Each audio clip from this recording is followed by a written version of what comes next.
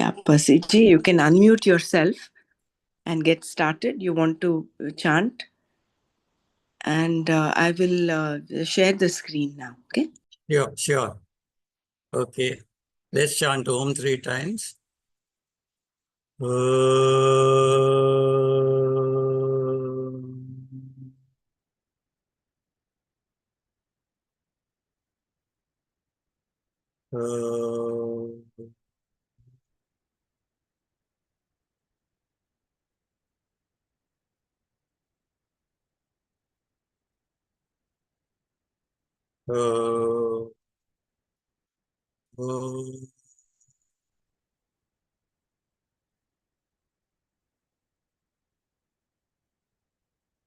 Om Sahana Vavatu Sahano Bhunaktu Sahaviryam Karvavahe Tejasvinavaditamastu Ma Vidvishavahe. Om Shanti Shanti Shanti Harihi Om.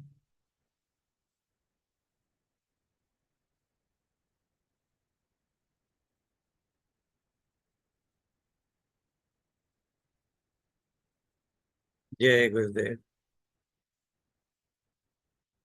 So, as per request from many of you, whatever little I have studied about the Patanjali Yoga Sutras, I am also equally a student like you people. I made some notes, etc. I studied various different PDFs, books, etc. Listened to videos from various people and then made my own notes. So I'm also still a student and I'm on chapter 3 right now, Vibhuti-pada, making my own notes. So forgive me if there are any clarifications which I may not be able to give you, because I'm no teacher like Dr. Brahmra is. She gives clarifications of everything. Whatever I can clarify, I will clarify for you. So let's begin. The first chapter talks on enlightenment. Samadhi Pada, how through Samadhi you can go to reach enlightenment. The second second chapter is on the path to enlightenment. The third is, that is your Sadhana Pada. The third is Vibhuti Pada, in which what kind of siddhis you will get with your regular practice that you do. And the fourth is Kaivalya Pada, liberation from all your sufferings that you have.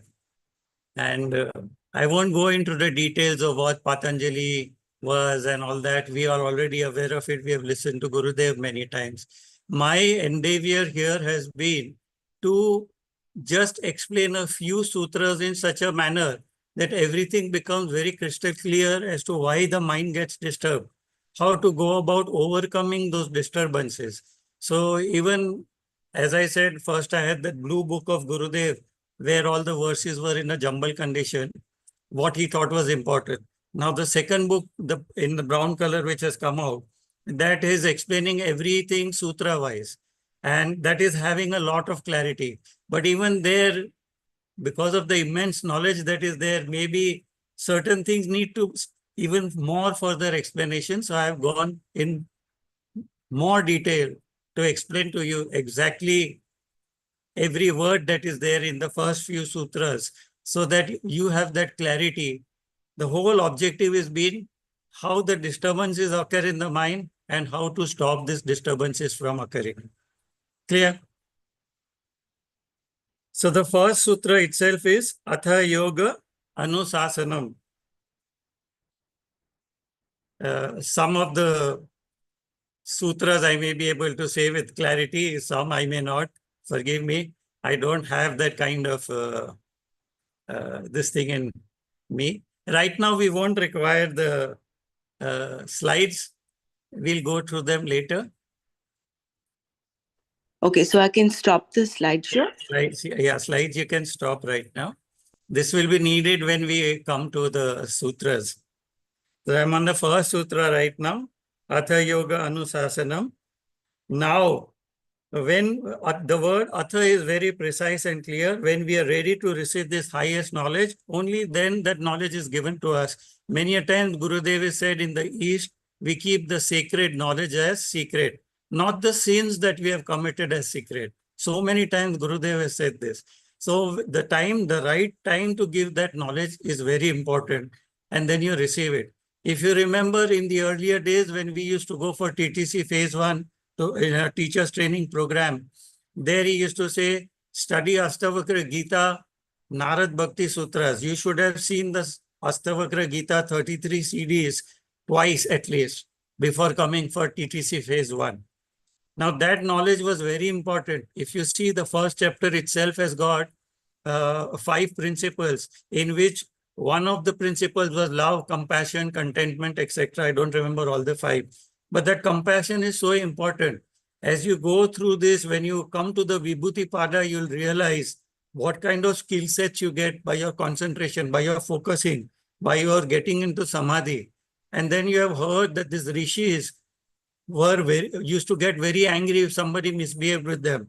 There are so many stories there. And then they would give a shrap, and that person would be cursed by the shrap that he gave. We are so aware of it. So if you don't have that compassion, come on, rishis are supposed to be compassionate. If rishis don't have that compassion, and then it is said that even the a word of agony, the sound of agony emanating from your mouth is equivalent to a shrap. So when we are at that higher level, we do get these skill sets. If you remember in the Gita that we are studying, this Dhritarashtra's wife, what was her name? I forget. Kaushalya or something, I think. She gave a shrap to Gandhari. Gandhari. And she gave a shrap to Krishna, to Bhagwan himself, that you have destroyed my entire family line. All my sons are dead. And you will also see when you are alive itself, you'll see all the people in your Yadav family dead.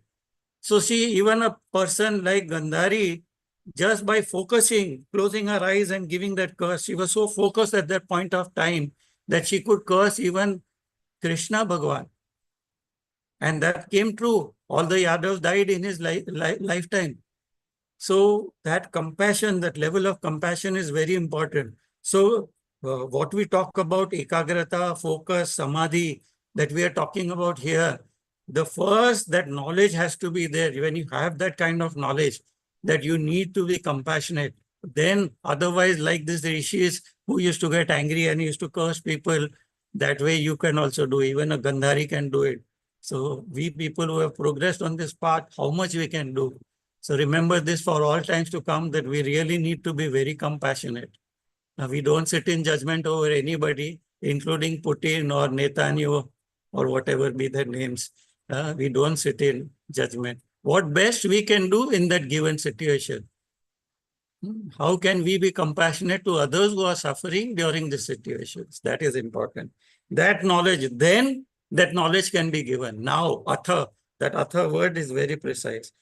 When we know that the body is separate from the mind, etc., the 7 levels of existence that we did, body, breath, mind, intellect, memory, ego, and self. This is the knowledge we did in the happiness program, or whatever it was called, the basic course in the earlier times.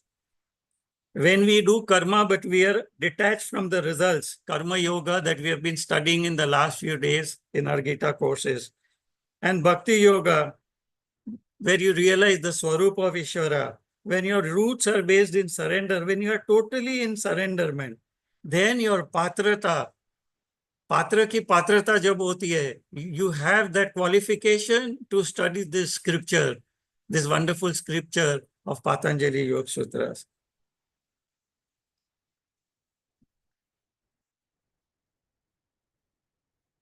So now we start, and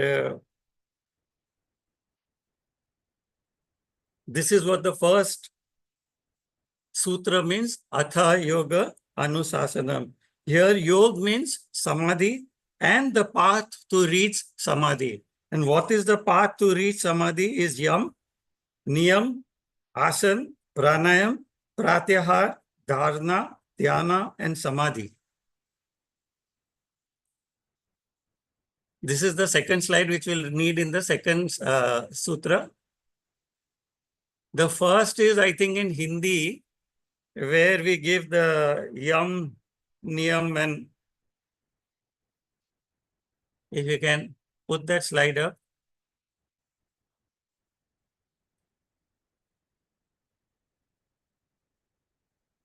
Maybe it's all right. So these were the 8 limbs of yoga that we talk about. That is what is the said in this, what yoga is. And the ultimate is samadhi, where you reach a state of complete focus. You're completely focused. You are in a state of deep meditation, where you have gone from I am somebody to I am everything to I am nothing. That is a samadhi where you become a bundle of virtues. So and what yoga finally means, that it is also the destination, this pathway that we talk about. No, the first slide only, what you showed earlier, just the first slide. The pathway that we talked about. And finally, the samadhi. All this is yoga only. The journey is through abhyas and vairagya.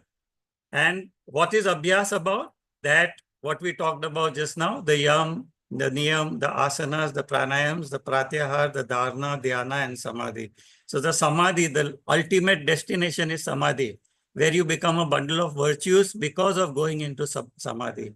And what yoga means is union with divine. That is all. Then now that you know, and then anusasan means discipline. And for discipline, to get into discipline, you need certain rules. And these rules are established in all the sutras that follow. The second sutra is Yogas Chit Vritta Nirodha. Now you can put the other slide.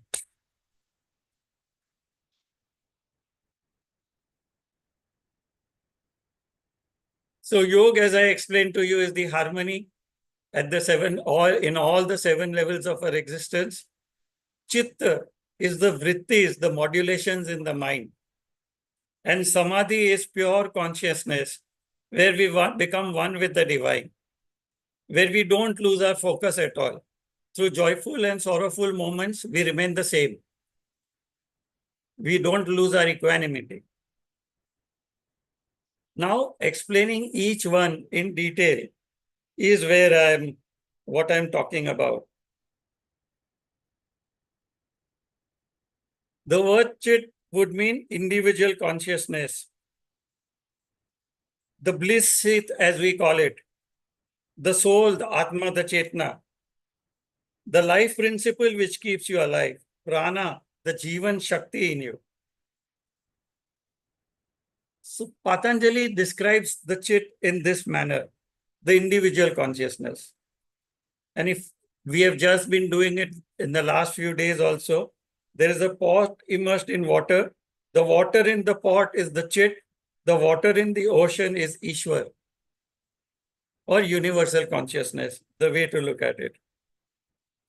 So there is energy in full universe and there is energy within you. So from macrocosm to microcosm, that is where we are heading, that we are all one, right from microcosm to macrocosm. Then vritti. Vritti is not like a wave.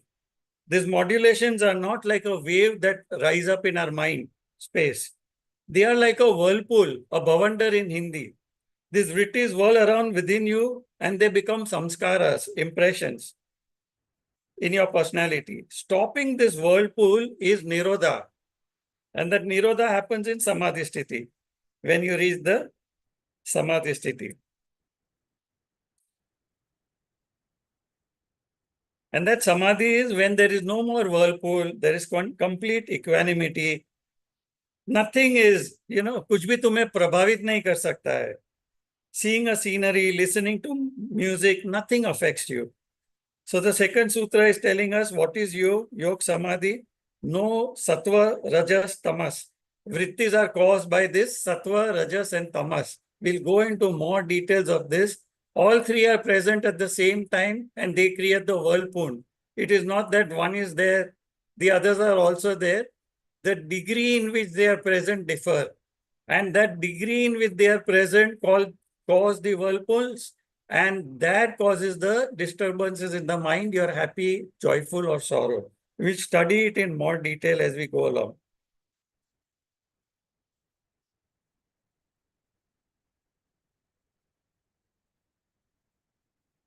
And when you are raising yourself beyond the gunas, which create these disturbances in your mind, is Atma Gyan. Atma Bodh जिसे कहते हैं, rising above the gunas. That happens in Samadhi sthiti. Now we come to the slide on Abhyas. What is Abhyas?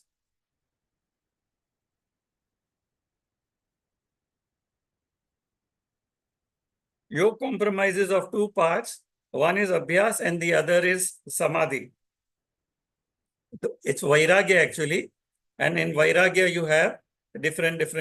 We have gone through this. I have explained the 4 chapters. Yeah.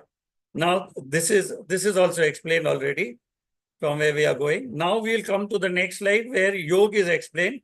It comprises of Abhyas and Vairagya. I think this slide is also there in English. If you're comfortable with Hindi, it's okay. The Abhyas, what Abhyas comprises of is Yam, Niyam, Asans, Pranayam, Pratyahar. Up till now, we will do this. And this we will go in more in detail in the 2nd chapter, which is the sadhana part. And then Vairagya consists of upper and par Vairagya. The other 3 limbs come under Ekagrata.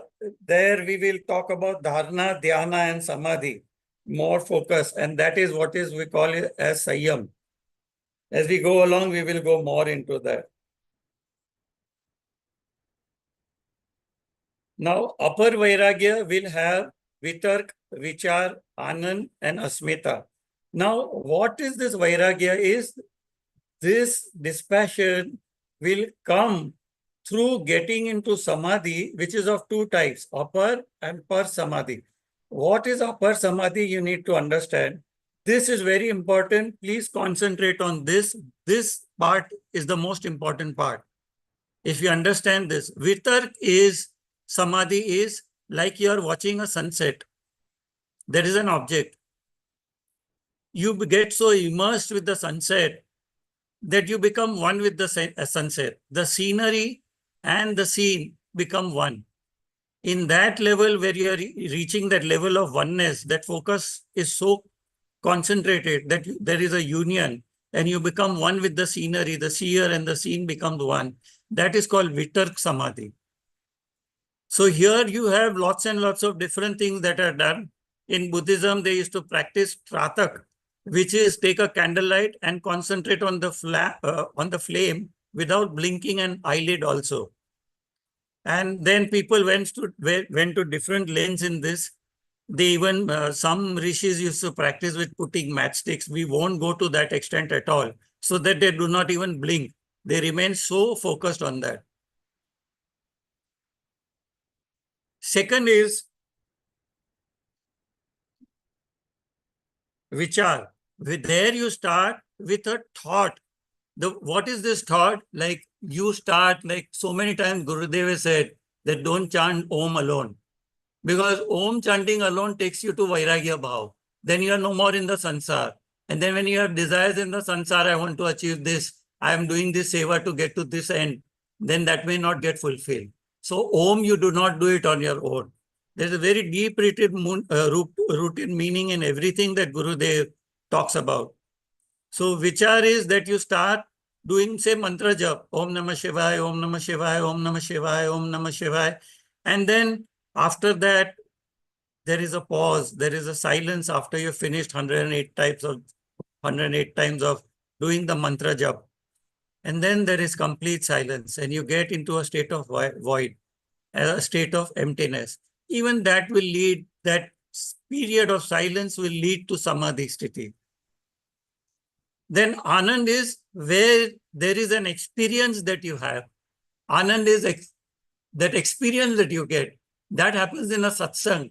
You're listening to this wonderful music after the knowledge session. There is some music that is being played, and a bhajan is going on. And suddenly you get up and you start dancing. And that is the experience that you get.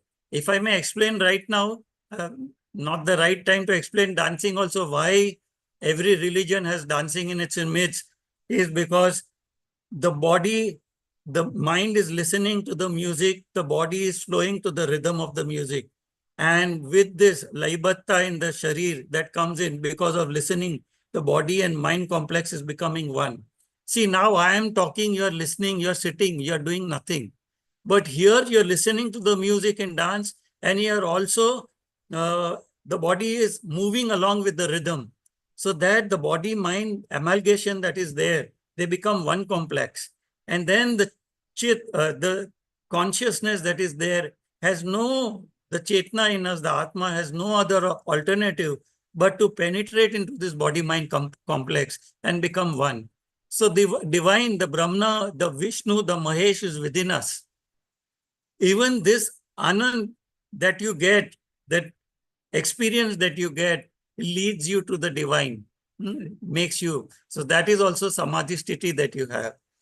And then the Asmita is very important for all of us, that I-ness that is there. So long as the ego is predominant in us, oh, no way. That I am somebody. From there, you have to go through the path of Samadhi and knowledge also. Only when you do those of you have done Sayyam part 1, there see Guruji talks on Yam and Niyam in great detail. And then he makes you do processes on Yam and Niyam and asks you to see for yourself where you are at that point in Yam and Niyam. So this I am somebody to I am nobody has to come around. And that happens in Samadhi, that you feel that void. And that is where here in Patanjali Yoga Sutras, there will be some differences from the Vedas or from the other pathways that are followed, like in Buddhism, where everything is void, where everything is sunya. So, okay, you're following that path, that's okay. But then Guruji is saying, who's feeling this emptiness? When can you say that you have slept wonderfully at deep sleep? Who is experiencing that deep sleep? That is you. That is Atma. That is Chetna. So that wonderful Asmita is moving from that I-ness, I am somebody, to I am nobody. And then Parvairagya, when even the impressions in your mind are removed completely after doing dharana, dhyana, and samadhi, when you are in that state of samadhi, where even uh, all this other upper vairagya means beach samadhi, sabit samadhi. That means the seeds are still there. The impression that you carried from past life are still there within you. But here now, in para vairagya, the seeds are being fried. बीज को ही तुम fry कर रहे हो. So then there are no impressions left also. And that is Nirbit Samadhi, Nirvikalp Samadhi. That Nirvikalp Samadhi is so important, that you go there into that state of void, there is complete emptiness, and that I am somebody, to I am nobody, and then you feel that oneness in that. Nirodha means having that bundle of virtues. I am everybody. That oneness comes into you. That oneness comes into you. That is so important. That you feel that you don't sit in judgment over, as I said, over Putin or Benjamin Netanyahu or somebody. We don't call them dictators. What best we can do in that situation. You are so full of compassion that you see the people suffering and you want to do something about that.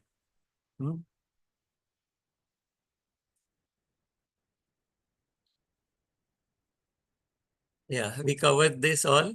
These are the pathways. No, the earlier slide.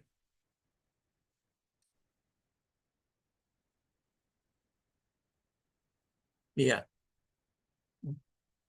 After that, yeah.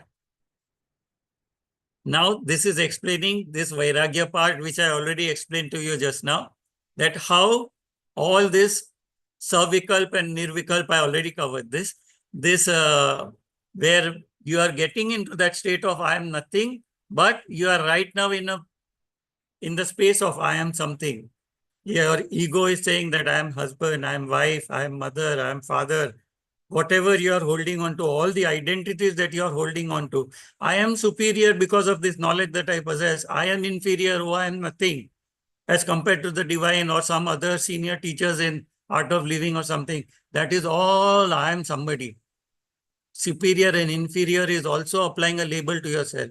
Only when you remove all the labels, you become able. That is what my good friend, DSN teacher, I forgot his name. Anyway, so Anandji, I think. He says this slogan, when you remove the labels, you become able. Hmm? And so how you move from Savikalp Samadhi to Nirvikalp Samadhi, and then there also, this path of Sanveg and all that, as we go through the sutras, I'll explain each one to you in detail. And then how you reach that Nirvikalp Samadhi, where I am everything, you become one with everything. And then there is that divine shower of grace on you, that your energy is pouring down from the Sahasrara Chakra right down, The Meg, Dharma Meg means rain, Barsat, like you say. So Dharma Meg, the spiritual shower of grace on you. That is the way I can explain this to you. Now we will talk about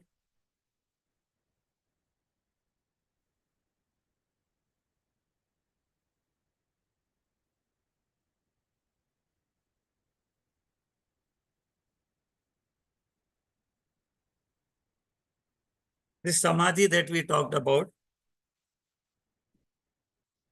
What does this mean actually? Forgetting yourself. When I said, no, I'm somebody to I'm nobody to I'm everybody. Forgetting your desires, forgetting your intense desires, and forgetting your boundaries. Like the pot in the water becoming one with the pot in the ocean. For a moment, you are dropping that boundaries of the pot and becoming one with the ocean. That is samadhi sthiti.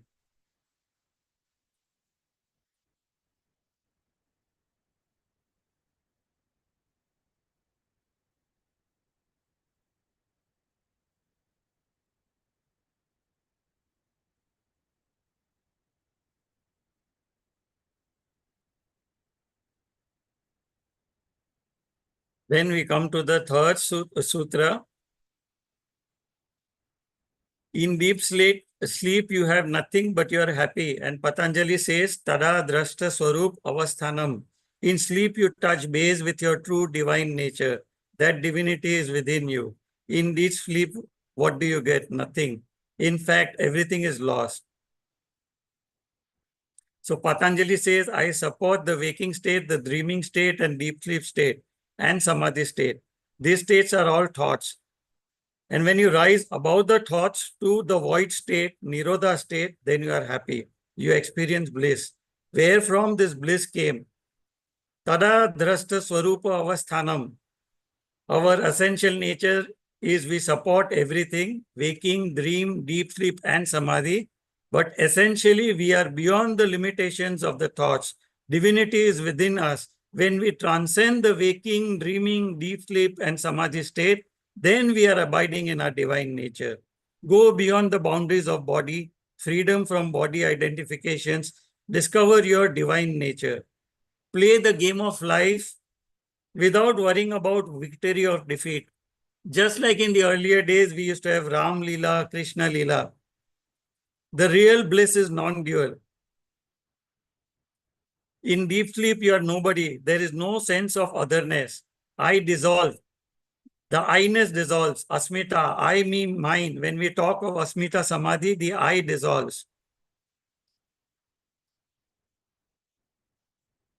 The knowledge, just telling you that this knowledge was already there.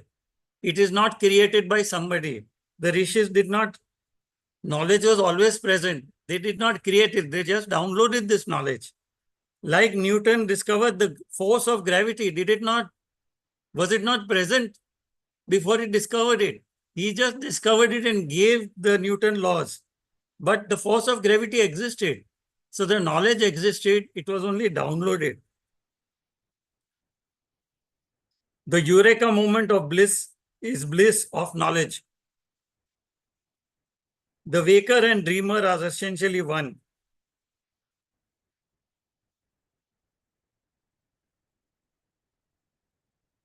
See, when I take up the ego state in the 7 levels of existence in my part 1 course, I explain in detail over there that there are 7 levels of existence. And this ego is, if you see, how are you born? How did the divine make you? Either as a Purush or Stree. But who created all these other identifications? Father, mother, brother, sister, friend, husband, wife, son, daughter, all these identifications we give. This will come to later. This is the next one that will come to later. So all these identifications we give, and that is why all these different roles are there. You have become conditioned to these 3 different roles that you are playing. But are you really this different people? Somebody calls to you as Papa and you respond as a father. Your father may call you as son, please come here, and you respond as son. Your wife may call you as Patidev Aye, husband, please come. And then are you 3 different people? You are not 3 different people. You are just one. So what you are seeing in the waking and dreaming state and what you are seeing in the deep sleep state, all are one. The seer and the scenery is all becoming one. The man has not become 2 or 3 different people just because somebody is calling him differently by different identifications. So in this sutra, this is what you need to realize. Tada drashta swarupa avasthanand. One who takes the conditioning of the gross body is waker. The same one taking the conditioning of the subtle body is called a dreamer. The same one taking the condition of the causal body is called deep sleeper. The same one who artificially controls the thing is called samadhi. He is only one, but because of conditioning is referred to as 4 different people, different states that you are in. And who is suffering in life because of this ego, this asmita, I, me, mine? You are those 4 non-existing people are suffering. These 4 non-existing entities are suffering. In deep sleep, where the waker and dreamer have gone nowhere because they don't exist. These non-existing entities are trying to discover our existence. Isn't that like a joke? That is what Patanjali is saying. Chitta vritta nirodha. Tada dasta swarupa avasthanan. Go beyond waking, waker, dreaming, and dreamer state and the samadhi state. The seeker then merges with the divine. Finite things need repetition and constant practice. That which is infinite cannot be repeated.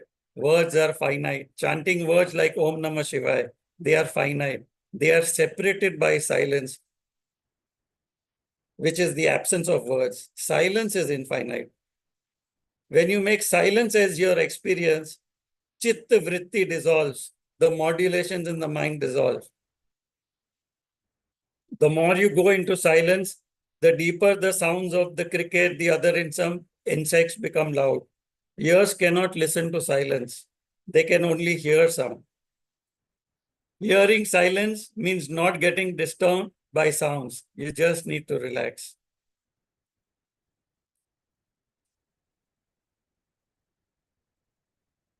Now, there is a picture that is there that I have shown. Can we go to that?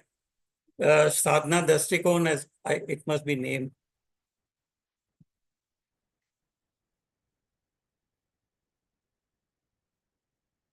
Yeah, this is a very important.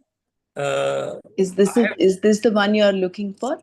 Yes, right now I'm looking for this. After that, we'll go to the next one. This is what we did in the advanced course. The 7 levels of the 7 different chakras that are there in our body, the main important ones that we did in the advanced course. I hope everybody has done the advanced course who's present here. And then just for the sake, I'll tell that everybody that the 7 chakras are Muladhara, Swadhisthana, Manipur, Anahat, Vishuddhi, Agya, Sahasrara. And at the tip of the spine is Muladhara. At the genital region is Swadhisthana.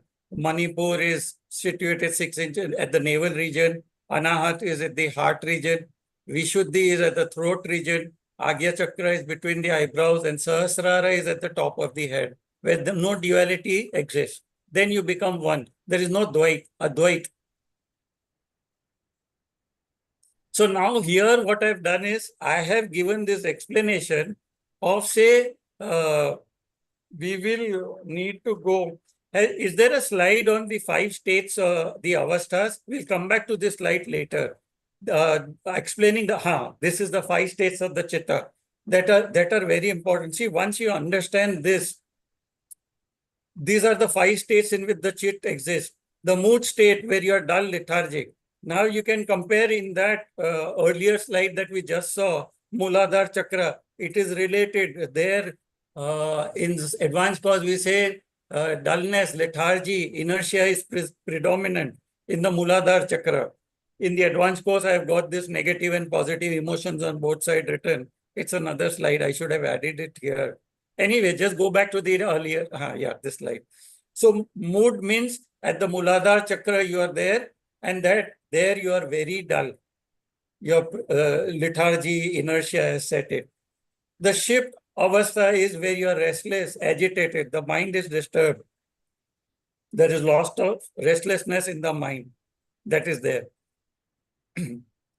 But the energy is higher there. Then Vikshipt avastha is where the rajas is predominant. And there you are oscillating between sansar and adhyatma. This is what I can say. Oscillating between sansar, adhyatma. So you will have various negative and positive qualities over there in this particular chakra, the Swadhisthana. Then Ekagrata is where from Vishuddhi to Agya chakra, you are completely focused. That is one-pointed focus that you enter into the Samadhi state that comes in. And at the Sahasrara chakra, there is Nirodha Avastha. There is complete, you become a bundle of virtues. You are in that state of oneness with everybody. Can we go back to that earlier slide? Yeah, this slide. Here I've explained to you the various energy units, so-called energy units that would be predominant. It is just my way of explaining to you as to, suppose you have got 10 rupees and you go to the bazaar. Your mind will be so disturbed. What can I buy with this? What can I buy with this? What can I buy with this? And you are disturbed. And you probably, what you can buy is only dhania and chili. You can't even buy some vegetables with 10 rupees in today's times. So how much will you be disturbed if you have only 10 rupees with you? So see that kind of lethargy and inertia where you don't know the difference between Jad and Chetan. You are so lethargic, you don't know what is being vivid all about. Energetic. You don't even know the difference between being energetic and being lethargic. That is where you are. You may be aware of spirituality, but there is no interest towards spirituality at all in that state that you are there. Swadhisthana means you have 100 rupees with you. Now you can say, okay, 20 rupees per quarter kilo is the vegetable rate now prevailing in India. I will buy something. At least I will be able to buy 2-3 vegetables from which I can cook my lunch and dinner for today. Okay. So then that amount of disturbance is much less. Are you understanding what I'm saying here? Then when you are going to the Manipur chakra, the rupees that you have or the energy units that you have is 1,000 units. No, leave, keep on that only. 1,000 units that you have, 1,000 rupees that is there. So this 1,000 rupees, now you say, okay, I have got 1,000 rupees. I can definitely buy even exotic vegetables from this. So, and this chakra is not just having 1,000, huh? It has got a capability of going to 9,999. The moment it touches 10,000, it reaches the higher chakra. Huh? So the 1,000 to 9,000 with the units is predominant in this chakra. Then he will say that I can even go to a mall and buy Nike shoes costing 2,500 rupees. So then see how from that unpleasant state of mind, the disturbed state of mind is moving towards a joyful state of mind. Are you seeing the difference? How when Guruji said that when your energy moves downwards, it is all negative emotions coming up for you. And when through sadhana part, the yam niyam, the knowledge about the yam niyam, then you are doing your sadhana, the Sudarshan Kriya, the three-stage pranayam, the Paschrika that you are doing, the Nadisodhan pranayam that you are doing, the Padma sadhana that you are doing, all this is moving your energy upwards through your energy chakras. And that is all positivity that you are getting. The mind is getting lesser and lesser disturbed. Are you seeing that? And then when you are coming to Vishuddhi chakra, you have 1 lakh units with you. And when you have 1 lakh units with you, then see the kind of joy that prevails in your mind.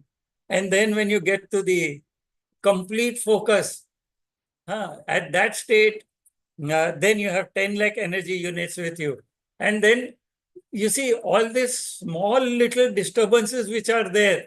Like I had given this example in our earlier Gita Manana classes also, that if Dr. Brahmra had borrowed 100 rupees from me, if I was at the level where I had only 100 energy units or 100 rupees only with me, I would get so disturbed if she did not return the money to me. Oh, she is a robber, she is a thief, she took away my 100 rupees. How will I carry on in my today's this thing? I will not be able to buy anything. Why is she not returning the money to me? We remain disturbed like that in that state because we are having only 100 rupees. But now when I'm having 10 lakh rupees, I would say, oh, she needs the money more than me probably. That is why she is not returning it to me. I come from a state of forgiveness.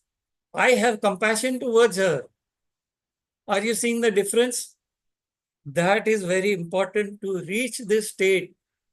That only in the presence of a Sadguru, when you go through these different levels of samadhi, that is why a Sadguru is also so important in your life. Only then can you see all these rishis, when they did this samadhi level, they could give shrap, and that was, see what happened. They could give curses to people, and people did get cursed.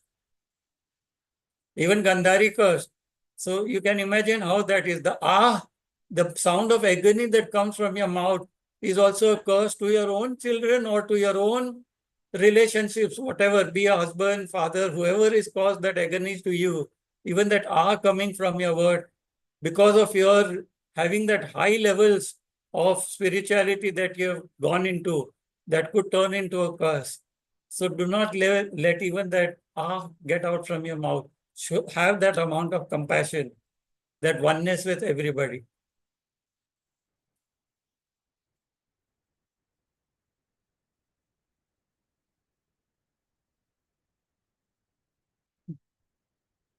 Now we come to the vrittis.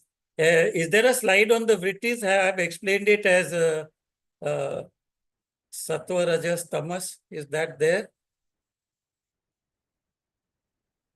No, there's earlier to this.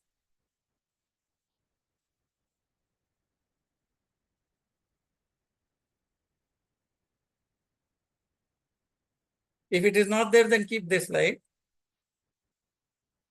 Keep this slide, yeah. This we will come to a little later than this, once I explain what is vrittis. Vrittis simply mean the whirlpool that is created, the modifications, the modulations in the mind which are created. The bhavandar, as I said in Hindi, what we call whirlpools is bhavandar. This whirlpool in which you are pulled down to the the baser chakras, the lower chakras, where you get into painful or disturbed states of mind. That are the vrittis are caused by this sattva, rajas, and tamas. Now, what is tamas? You need to understand. I already stated earlier that you don't know the difference between what you are. You don't realize the self. You don't know the difference between Jad and Chetan. What is lethargy and what is being energetic. No knowledge of spirituality, or even if you have knowledge of spirituality, you are not able to apply that knowledge at all. Rajas is knowing the difference between Jad and Chetan. He knows the difference between being lethargic and being energetic, but yet he wants to take his happiness from outside. Vastu, Vyakti, Paristiti, like Rishi uh, uh, Nitya Pragya used to say, Nitin Bhaiya, he used to say, Rishi Nitya Pragya used to talk about the conditioning of the mind, apply a filter to your mind, and how through the, you can filter off the disturbances which are there. And the disturbances are there, he used to say it through Vastu, Vyakti, and Paristiti. Then Sattva is complete viveka, discrimination of the difference in Jad and Chetan.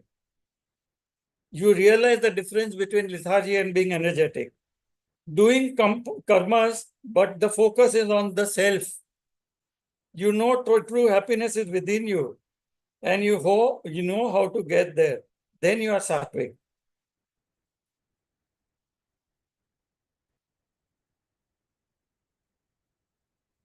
Now we will go to that all the 5 states that are there. We'll come to these vrittis later. Let us go to that mood. I had given a slide on the different states of mind. No, not this. Earlier slide. Mood shift, yeah. This is what I'm talking. See, this, I'm going into very big detail in this because we need to understand this very clearly.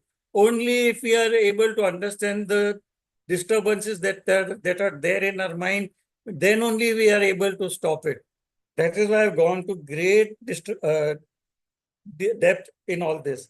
So here in mood, what happens is tamas is predominant, rajas is present. So tamas is predominant, sattva and rajas are present. They are also present there in this mood avastha. And he takes his happiness only from outside. And sukh dukh is dependent on vastu, vyakti, paristiti. Happiness is completely dependent on people, objects, and situations. What is the gun vritti that is there in him? He sleeps while sitting also, what we call tundra. He goes into deep sleep. Moha is present. Bhai is present, fear. Poverty is predominant in him, dinta as we call it. Brahm, delusionary, judgmental. And the dasha that he is in, mood ki dasha, is atishay bhog.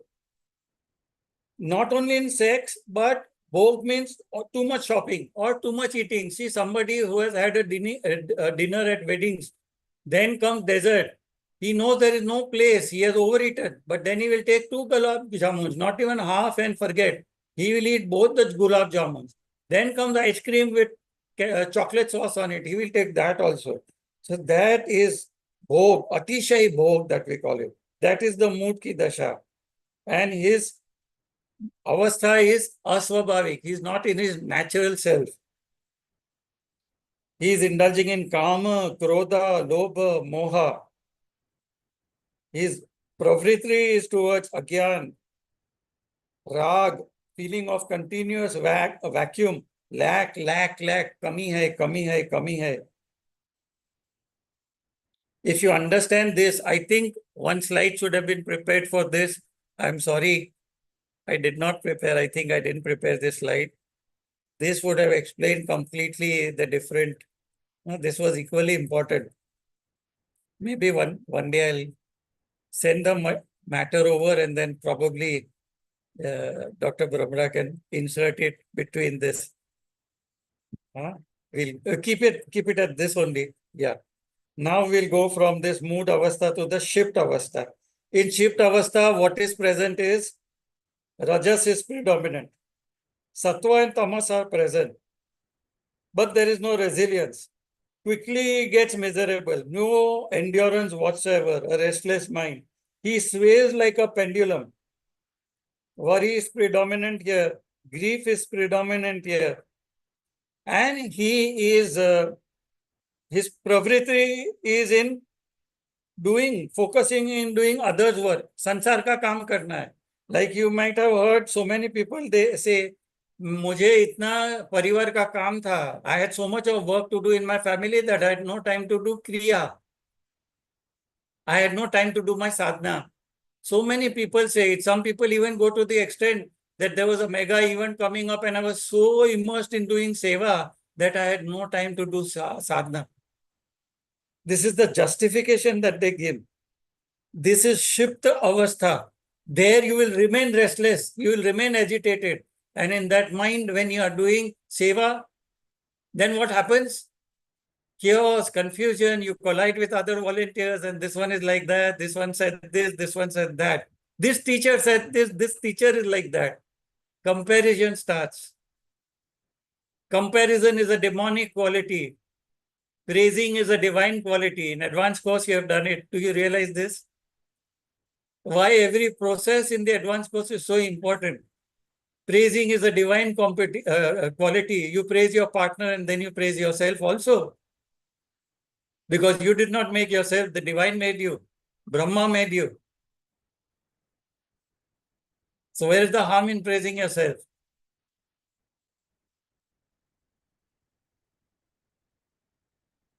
Here also the dasha is that of Brog. His vritti is also aswabhavik. He is not in his natural selves. Why?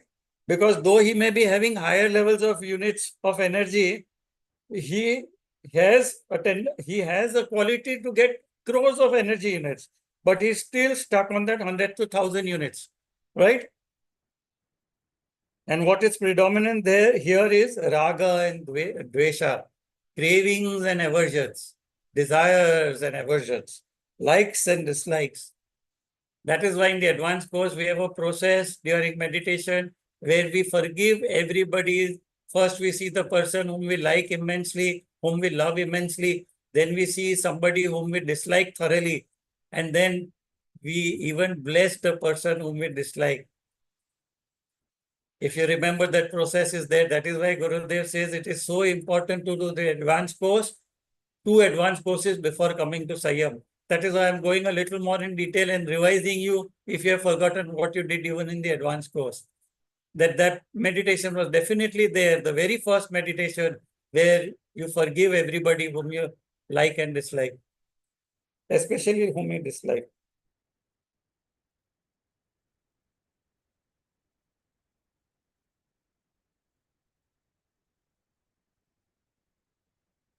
And so others are the cause of his happiness, and sorrow is what you think. He has got Gyan and Agyan. He's got Dharma and Adharma.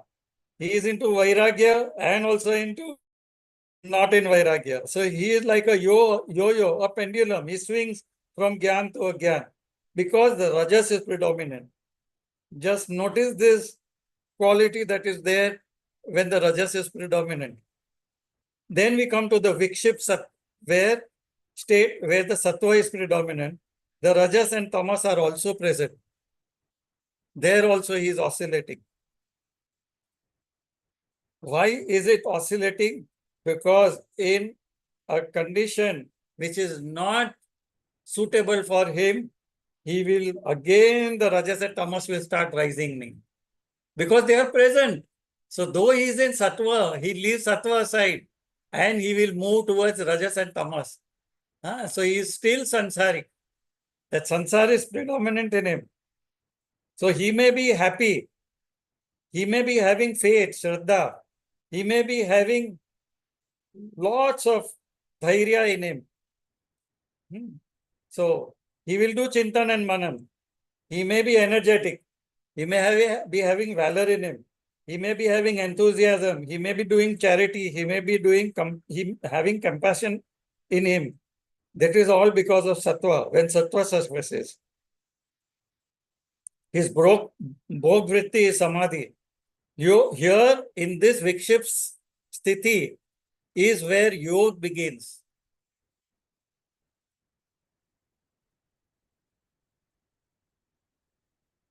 योग से आरंभ हो और योग ही परिणाम हो अथ योग अनुशासनम.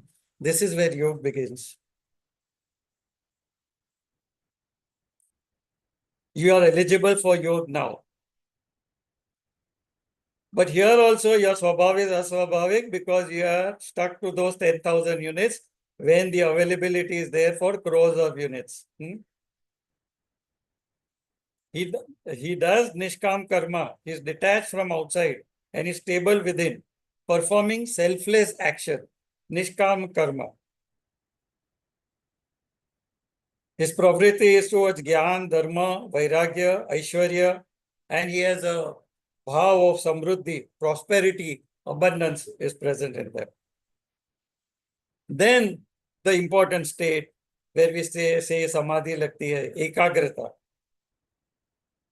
avastha, lakhs of units of conscious energy. The guna that is predominant here is sattva guna. And here only traces of rajas and tamas are available. Are you seeing the difference? Only traces, only traces. By now, because of your practices, now only the traces of sattva and rajas are present. They are not predominant anymore. They are not there anymore. Only traces are there. So also in non-conducive states, you will remain grounded, you will remain stable, no breaking down. You are strong. Days come and go, some good, some not so good. But ekagrata bani rehti hai. You are focused. Equanimity is maintained by you. Mental equilibrium is there. Better avastha than the first three. You have evolved. Your thoughts are fully focused, no restlessness. Concentration is no more flickering. Mind will not readily become unstable. The energy within you, you are the master of that energy. This is what we call Sampragyat Samadhi, experiencing moments of oneness. Savikalp Samadhi as compared to Nirvikalp Samadhi.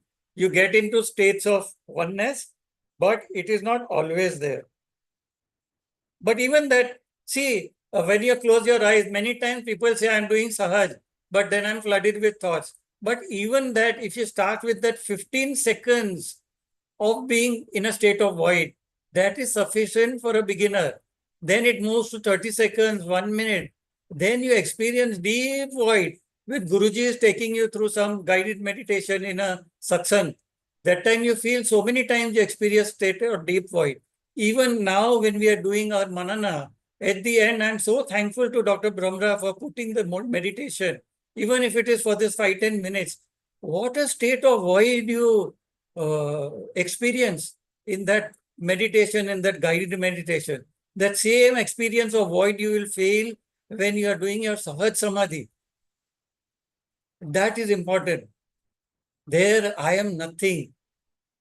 And then there you will get that, slowly that shift will happen from apara vairagya to para vairagya, where you are beyond everything. You have transcended. And then you feel that sense of oneness. Apar and par means beyond everything. You are one with divinity. You are one with everybody in this universe. There is so much of compassion, forgiveness that is flowing through you. Your endurance is at a higher level. When you are doing even your sadhana, the tapa that you are doing, the pain that you are enduring, even that you go beyond that. Even in your, even in the pose, the asana that you are doing, you experience samadhi. That is the level you need to reach.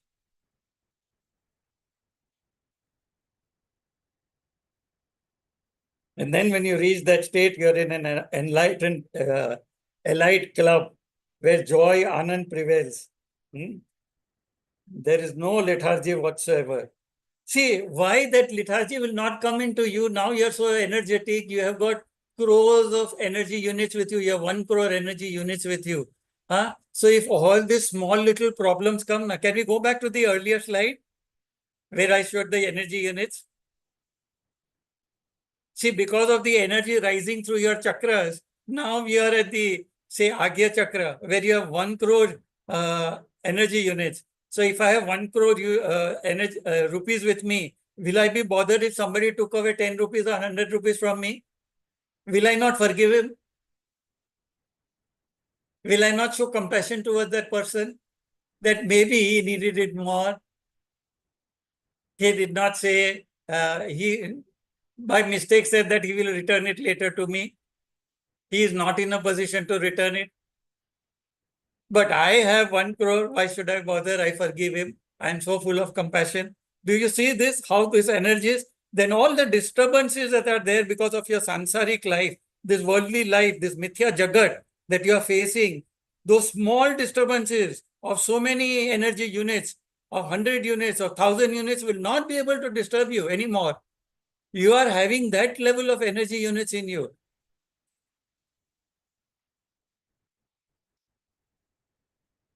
Can we go 2 slides down, one more slide down where I've shown this other figure of energy units? Yes. See, this is a complete this thing of showing. Here I've shown you all the avasthas also. Which the chit is in which state. Huh?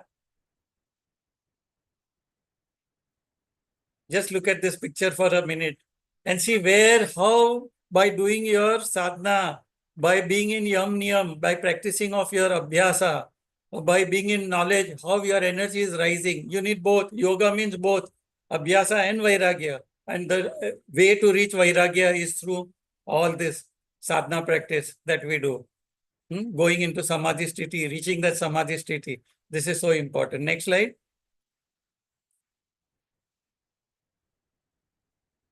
This is all that I have given you explanations of which is, Dr. Brahma, what you feel necessary, you can even share it to the people in this group. It is important. The slides are important if they are going for Sayyam. They can study this more in detail. Then the next slide is what I'm talking to you about.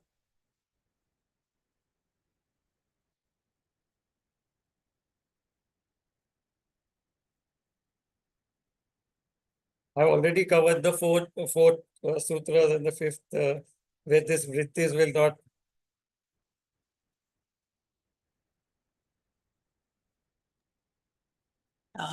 Do you want to continue or should we stop for today and then continue tomorrow? Let me just finish with this 1 minute. Okay, no problem. Take your See, time. when we are talking about why a Sadguru is important in our life, when we do all this in the presence of a Sadguru, no, then see how that anger, the disturbance which is there, whatever is caused by the outside situation, causes anger in your mind. Nobody else is the cause of your suffering. Your own mind is the cause of your suffering, we say. And then in the presence of a Sadguru, this goes, the change takes place. The transformation takes place. You are able to forgive. When the energy rises in the higher chakras, you are able to forgive. And then when you go still higher, then that transcendence takes place at that ekagrata level. When you reach the Agya chakra, then that gets converted, that anger gets converted into forgiveness, that gets further converted into love. When you show so much of compassion for others, love. And this can happen only when you have a Sadguru in your life. You can reach that transcendental state. This is important. I tell you that in all your worldly sufferings, the situation that crop up for you in your family life, in your corporate world, wherever you are working, please see to it that your sadhana is so powerful that you can reach this, you can transcend all this and reach the state of love, being one with people. We will close here, then tomorrow we will go into greater detail. I'm sorry we overreached today. we'll just close and then Dr. Brahmra can start chant a mantra or so. Thank you, thank you, thank you, thank you so much, Persevere. Beyond words, it is. Beyond words. If you can continue this, it will be wonderful. But then, first, may we need to go to the ashram now. But it is so valuable, these inputs are. My God, so much clarity is coming up. You must continue this. Thank you so much. Yes, very, very true. Thank you. As I said, I'm only a student. I'm not like Dr. Brahmra. I'm not a good teacher. We're all, Percyji, we're all students. We're all co-sadhaks. Percyji, can you take a session in the evening also in the continuity from tomorrow? Yes, We yes, will be yes, at yes. ashram. Please, please, please, please, please. Actually, Percy Bhaiya, if Ah. you have the time, if you wish to Yeah, continue, please.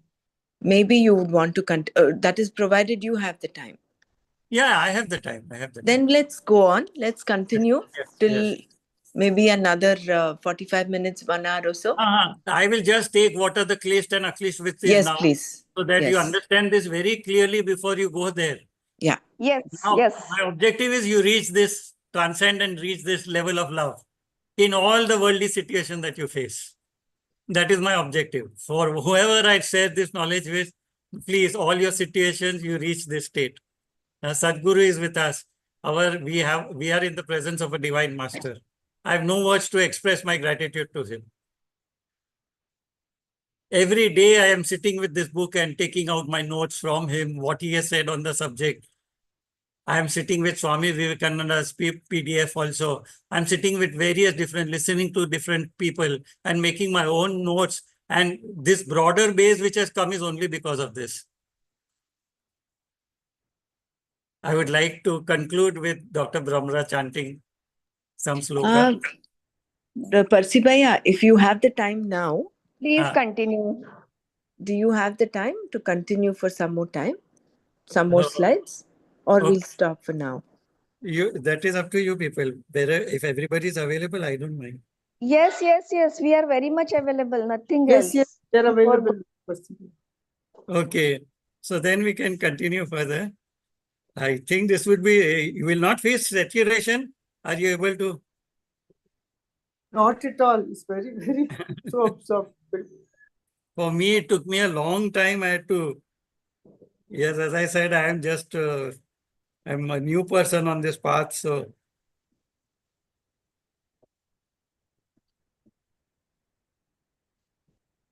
we'll continue this further.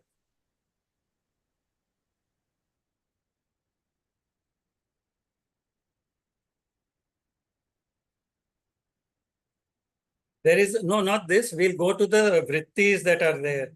I need to discuss on the vrittis, earlier slides.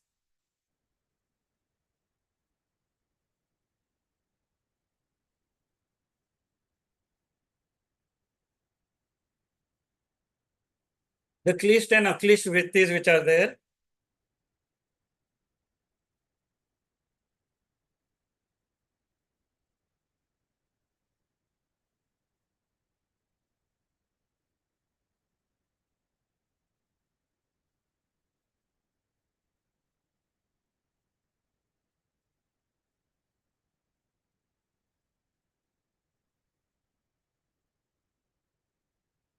Yeah. This is the one? Yeah. Yes, yes.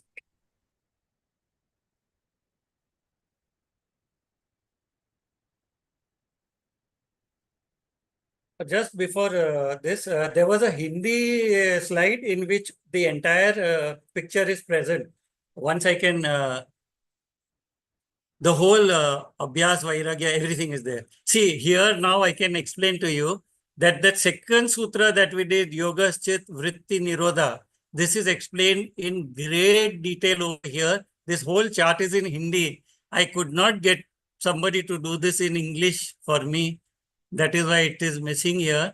And how Gurudev, when he has separated it out, or how Patanjali, and then in Sanyam 1, what we did also, we went. So here we are explaining what yoga is. Yoga is Abhyas and Vairagya. And then in Abhyas, what comes is Yam, Niyam, Asan, Pranayam, Pratyahar. This is explained in the sadhana part in chapter 2. And Gurudev, during Sanyam 1, he explains Yam and Niyam to you. All the Yams and Niyams he explains in great detail to you. And then he makes you do a process where you sit. And a lot of times when I was moving around as a co-teacher, when I was assisting, I used to see in groups, they are again explaining what is Yam and Niyam. No, what was told to you by the teacher to do you is see where you are at and share that. On a scale of 1 to 10, where are you at? If ahimsa, are you getting violent? Not just physically, but even when you're getting angry, are you hurting somebody? Are you being violent mentally also? Stealing, all that. Ahimsa, asteya, brahmacharya, the niyam, saucha, all those, this thing, contentment, tapas, all that which is there in yam and niyam, all the 5 yams, all the 5 niyams were explained to you in that. And where are you on a scale of 1 to 10? Where are you in that? Share it in the group of 10 people that you are sharing. And everybody should get a chance to share in the 10 people's group that is there. That was so important. Not only did he explain, and then he put you through a meditation process on Yam and Niyam. Then if you remember Kayot Sarga, he made you meditate on that. That was such a wonderful, where you just lifted your body and went into space. I won't go into details of that. That is in Sanyam 1 that you did. Then you did 6 rounds of Padma sadhana every day. Early in the morning, you did 3 rounds and 2 rounds in the afternoon before lunch and evening before calling a close. So you did about 5, 6 rounds. 6 rounds, so definitely you did, if not more. And then how Pratyahar was explained to you in great detail. And then Gurudev explained that he made you meditate on Pratyahar. If you realize in the Sanyam course, he talked about taking your attention between your eyebrows. I won't go into details of that meditation. Some of you may have not done Sanyam. But then how you reach infinity even from that meditation process. So one part of the Abhyas, yoga was Abhyas. The second part is Vairagya. In Vairagya, again, there is a classification. There is a split. Upper Vairagya and Per Vairagya. Per Vairagya is when you have reached the triangle that I showed you, where you have reached from anger to love, eventually, where you have transcended everything. Upper Vairagya is the samadhi that you do, the samadhi path that you have in chapter 1, where by concentrating on the sunset, you become the seer and scenery become one. So even there, when you're taken to a guided meditation process, like Gurudev takes you in the Sanyam course, there he takes you. So that is Vitar. Vichar is you do chanting, Om Namah Shivaya chanting. So many times you find teachers taking you through chanting. In my follow-up, we do at least 31 times Om Namah Shivaya chanting before we start the day follow-up session. So that, and that stillness, that silent period is where you reach that Nirodha Avastha, the Samadhi Sthiti, the Ekagrata. Then Anand is the experience which you get in the, say, in the satsang, where knowledge is shared, Guruji has taken you through meditation, and then satsang starts, and you start sitting and dancing. You get up, you're no more sitting, you're dancing. You become one with everybody. That I-ness in you dissolves. And that asmita is I-ness. I, me, my family, I am somebody, so I am nobody. And then that, when that I am nobody state is where you have reached in upper Vairagya. And slowly there is a jump to Per Vairagya when I am everybody. There's one more slide where I'm talking about Tivra Samveg. Then Sanyam is Dharana, Dhyana, Samadhi, where Gurudev takes you in, even in this Sanyam 1, he takes you through these different meditational processes and makes you reach Samadhi. What wonderful meditations are there in, even in the Sanyam 1. And now Sanyam 2, my God, where is he going to take us? I don't know. I myself feel so wonderful now in this state. There is one more slide where I have talked about Tivra Samveg also. From Per Vairagya, you move to through Tivra Samveg to this where you are completely surrendered to the divine. Savveg means that quality in you, which where there is a, you see the labha that is there. There are a lot of things that are there in Samveg. When we come to Samveg, I will explain to you. And then you are completely devoted to Ishvara. There is so much, you are in complete surrenderment to the divine. You feel that you are merely a puppet, somebody else's. The divine is pulling your strings. And that, you know, that I am somebody, I am director, I am this, I am head of department. Nothing remains. Huh? All this simply dissolves. I am a mere puppet in the hands of the strings are in the hands of the divine. And then you reach Nirvikalp Samadhi, where this divine shower of grace is so predominant that you get into that state of vibhuti, where miracles start happening in your life.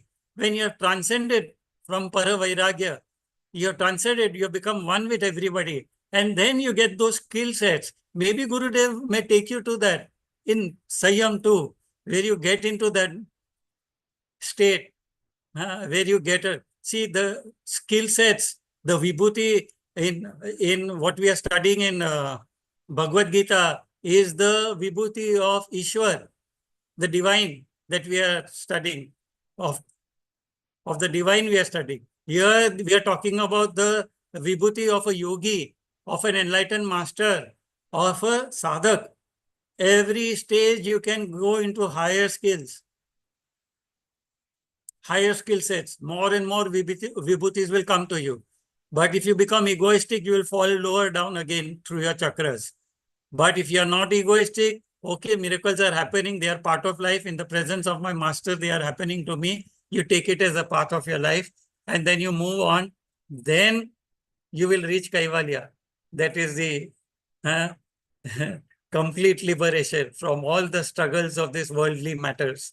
When you're completely liberated, where all this krodh, kam, modh, mascharya will not ever come to you, like they are not there even in the traces there. The beach is completely fried. There is no plant coming out. All the seva that you are doing is just from wanting to serve others, doing good for others. That is the state that you will reach in this. So this is what I wanted to explain to you, the different types of samadhis which are there.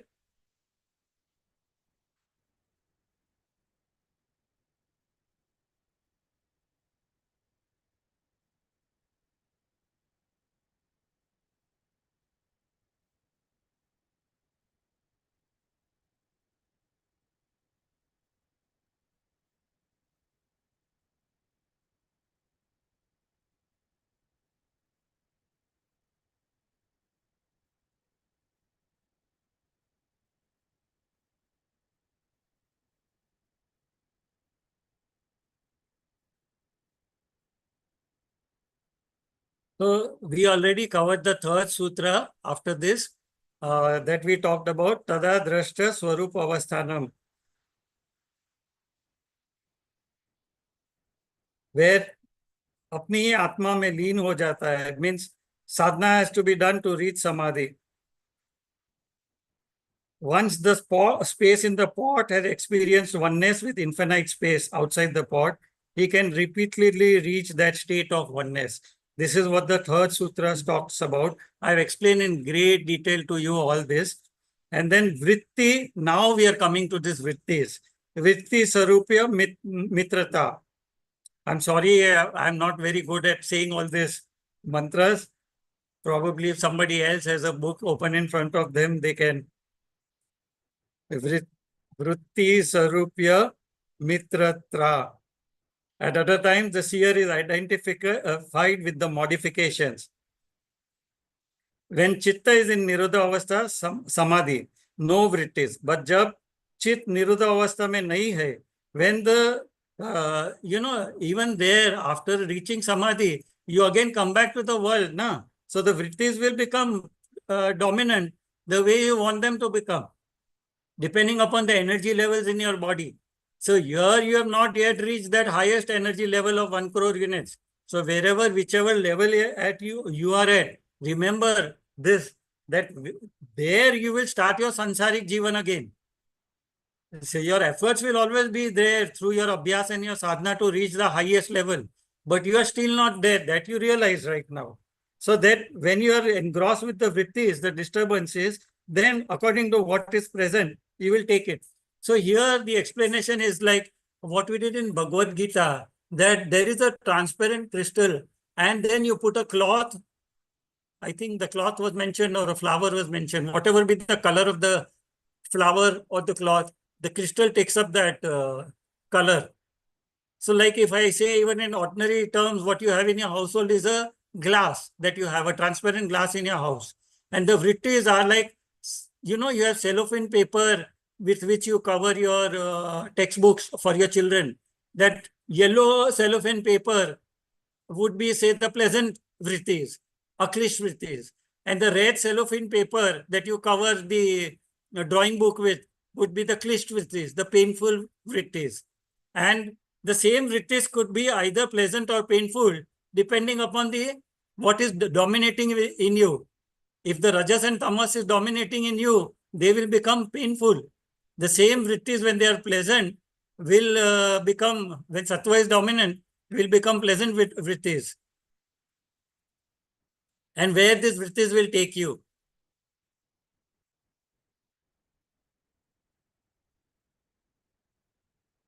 So painful vrittis will take you to cravings and aversions. And pleasant vrittis will destroy the raga and dvesha, what we called aparasthiti, where nothing remains, you are one with everybody. It takes you towards Atma Gyan, Atma Bodh. Just like you are aware, if I tell you with your hands, lift up your water bottle and have some water. So you don't have to become aware of your hands. You're already aware of your hands. In the same way with this knowledge, a day will come when you'll be aware of your Atma too. The Chit will become one with Paramatma or universal consciousness. The individual consciousness will no more remain with its individual identity. It will become one with universal consciousness.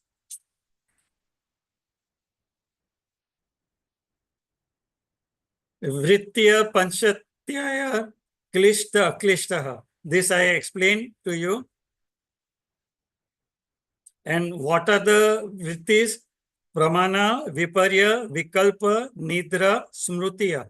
This is Sutra 6. They are Pramana, Viparya, Vikalp, Nidra, and Smriti. They are right knowledge, indiscrimination, verbal delusion, sleep, and memory. Are they there in the slides? They are there. Yeah.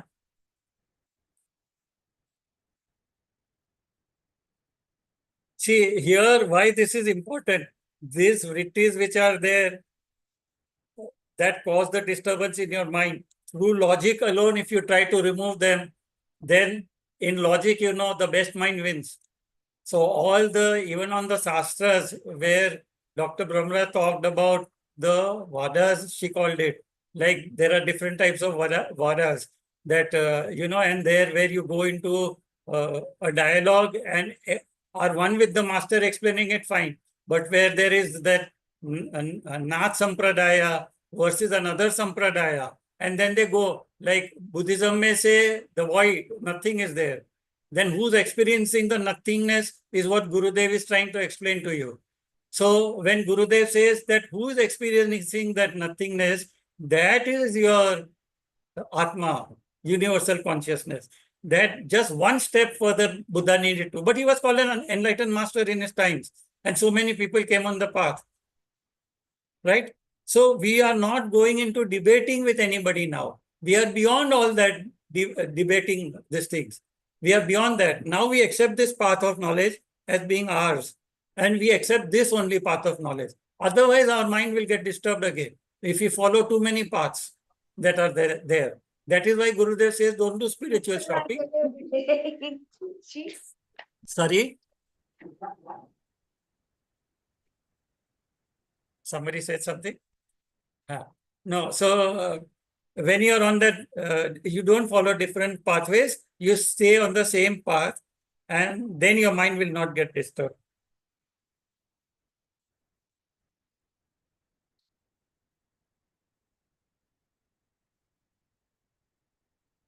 So now we'll go into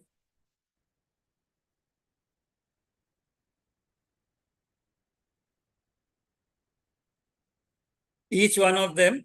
So Pratyaksh, Anumaga. Shall I read the shloka? Yeah, you can say it. Pramani. Please say it.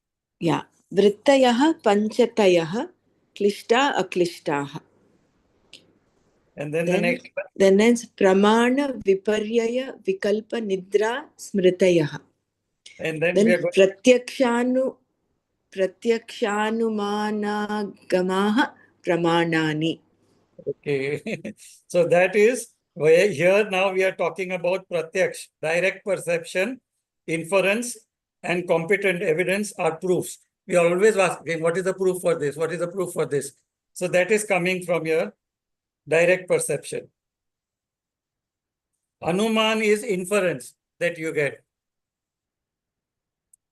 And then the knowledge from the Shastras, Agma, as it is called.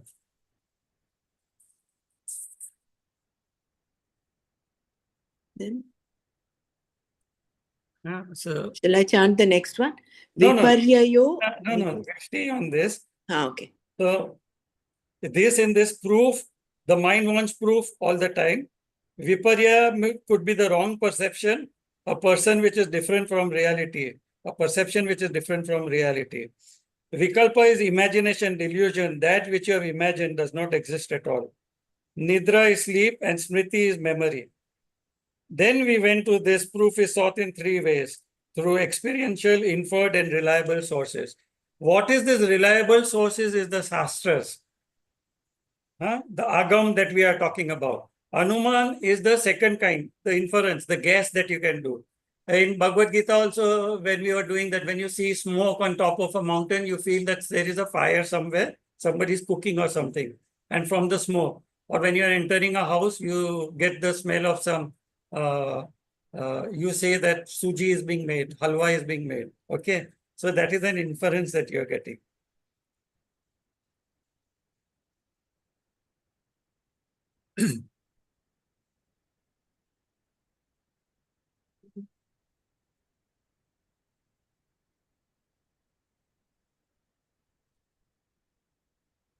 So these three ways of perceiving are present.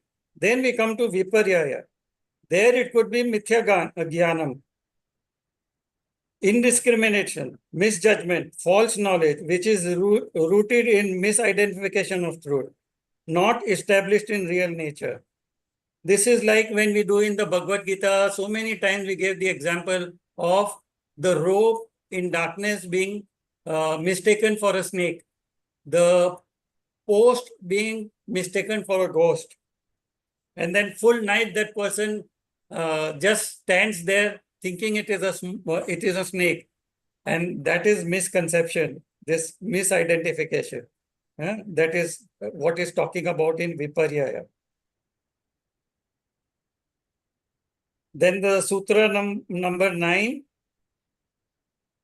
Sabda Gyan Anupati Vastu Shunya Vikalpa. Brahmaji can say it. Shabda jnananupati vastu shunyo vikalpaha. Verbal delusion follows from words having no reality.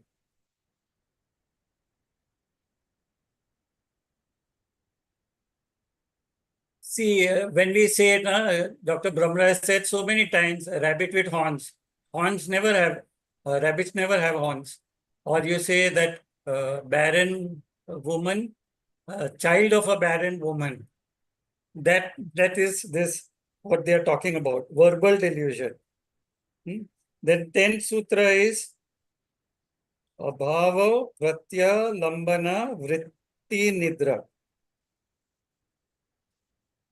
Abhava pratyayalambana vritti nidra. Sleep is a vritti which embraces the feeling of void. Sleep is a cyclical activity of rest, which is supported by the state of non-being. So, Nidra also here, how it can be pleasant or unpleasant? See, sometimes karvate badalte hai is the saying in Hindi, na? You toss and turn in bed. Now there, that is unpleasant, na? This is a vritti which becomes unpleasant.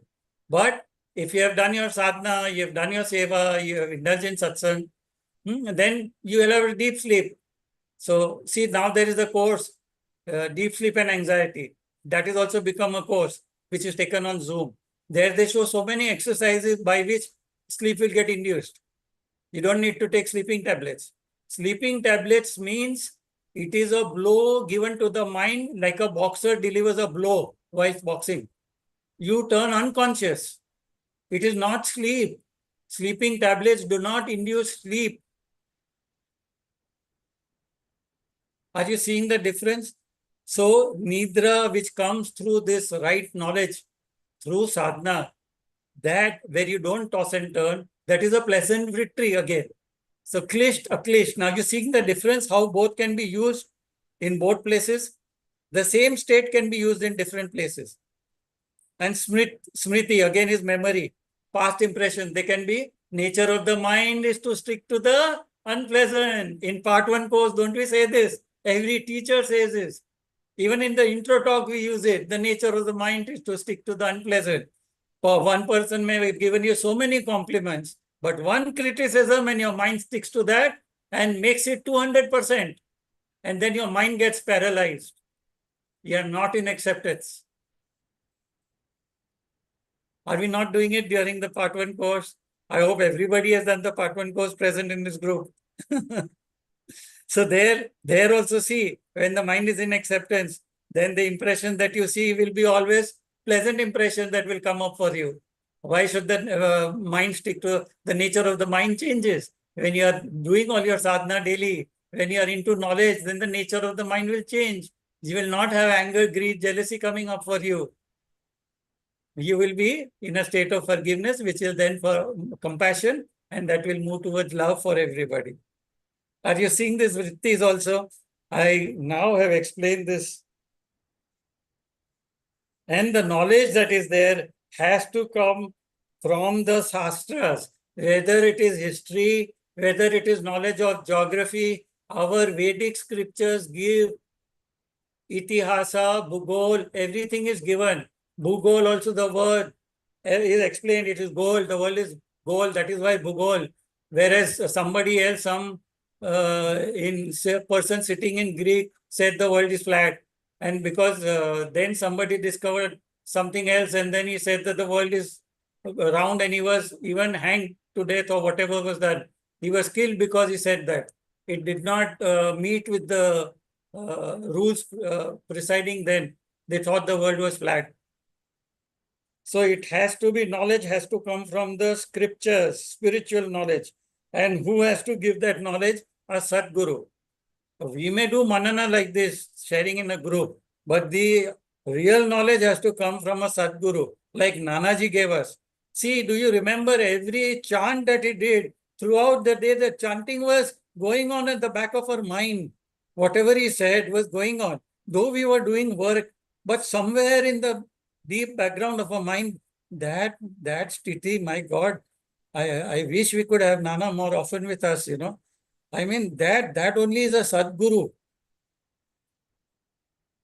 If you are understanding this, the Sadguru, the qualities of a Sadguru, one who knows the self and experience the self, one who is in Nishkam Karma Yoga, he is doing everything for the universe, for the betterment of the whole world. What he says does not contradict the past knowledge given by the Jnanis, by the Rishis in the Vedas. And we may be able to experience what the Guru says. That is a Sadguru.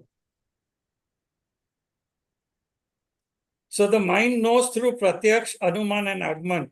But when you're using Agman, then your Pratyaksh and Anuman will also turn out to be right. Huh?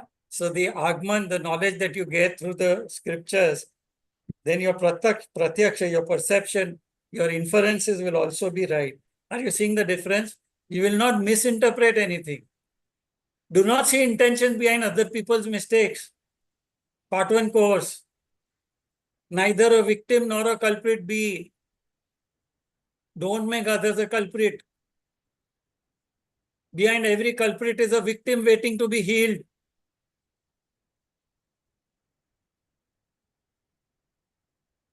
Is this all sinking in now?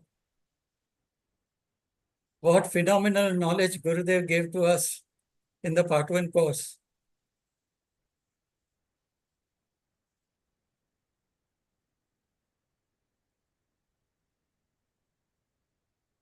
Then the mind will be able to move from painful to pleasant vrittis, klish to aklish vrittis. The backup has to be of the sastras.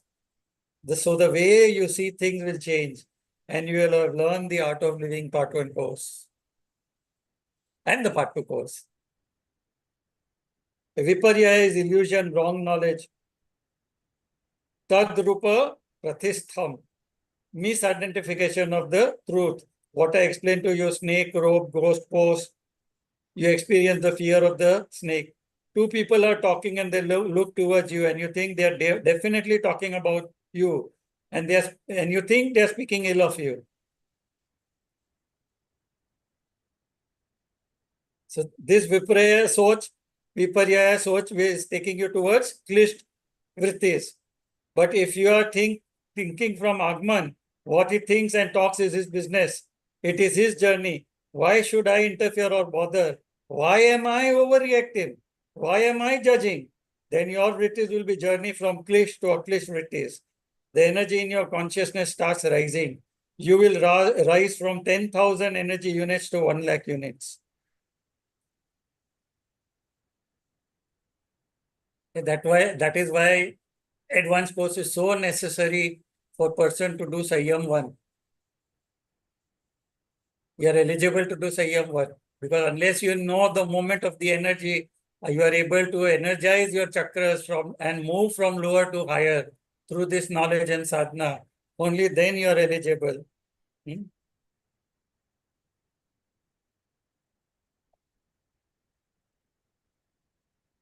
Shabda, Gyan, Anupati, whatever. The third vritti is Vikalpa. There is no existence of object, even yet imagination. Like fairy tale that we hear in childhood. In our schools, we had the fairy tale of Cinderella. If imagination is of worldly thoughts, sansar mein dube ho.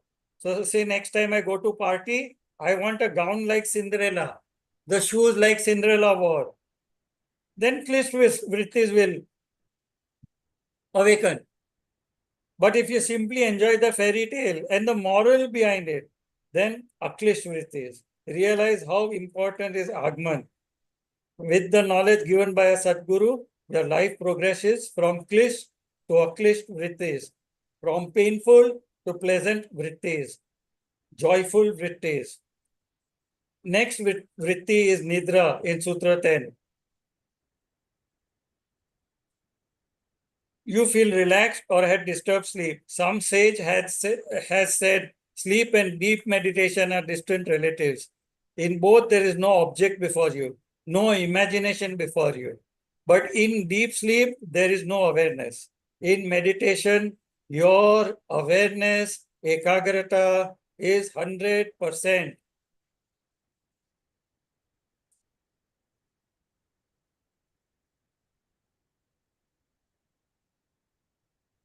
You don't know how the relaxation you feel in deep sleep is also Nidra Vritti, not Atma. When you toss and turn, then Klish Vritti. Then we come to memory as Vritti in Sutra 11. Anubhuta Vishaya Sampramosha Smriti.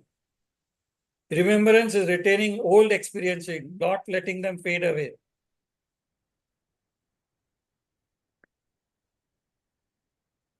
And we have explained this through all this, through this slide that we are seeing right now. all the different states of the mind and how the accomplished vitris can be attained from clished vrittis. How we can attain joyful vrittis from the unpleasant state.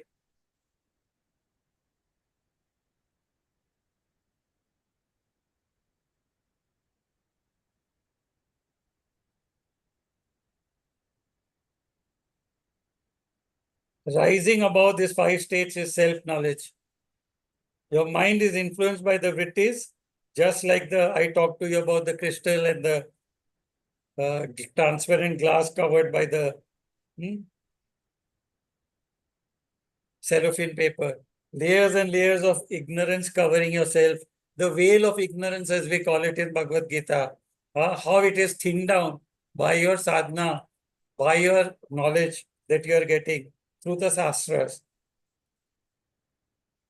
Your pure consciousness is being covered by this. By your logic, you remove one veil of disturbance, ignorance, 10 other disturbance will take its place. But if you indulge in some yogic sadhana, which raises our energy from 10 lakh to 1 crore units, my boundaries will no more confine me. My boundaries will no more confine me. When energies are so high, the energy levels are so high. Throughout the day, you are fluctuating between happiness or sorrow. At the lower energy levels, you have 10 to 100 units. Your energy cannot combat the disturbances. But as you rise above, through sadhana, seva, satsang, you raise yourself to a higher level, 1,000 units and beyond. The vrittis are only 5. Still you have some energy. But when you rise to higher level, Vishuddhi level, Agya level, then you have 1 lakh units with you, 10 lakh units with you.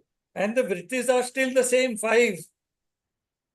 So your energy levels are so high that you can easily combat with these vrittis and move away from them causing disturbances in your mind. Abundant funds of energy being available, the energy is going to the struggles by the vrittis cause no disturbance at all in you. You are happy all the time. So at Muladhara Chakra, it is like taking an overdraft from a bank. You know, when you have a businessman take overdraft, they overdraw from the bank. You have no money left in your bank. You overdraw. They allow you when you are a customer. So at Muladhara, overdrawn is taken. Energy is low in the lower chakras. But as you rise to higher chakras, you have abundance. Then when you have abundance, you will start radiating love, compassion, forgiveness. You are a bundle of virtues. That is Nirodha Avastha. You are becoming one with everything, everybody. Oneness. I belong to you. What you say at the beginning of the course and at the end of the course. You end it with that. I belong to you.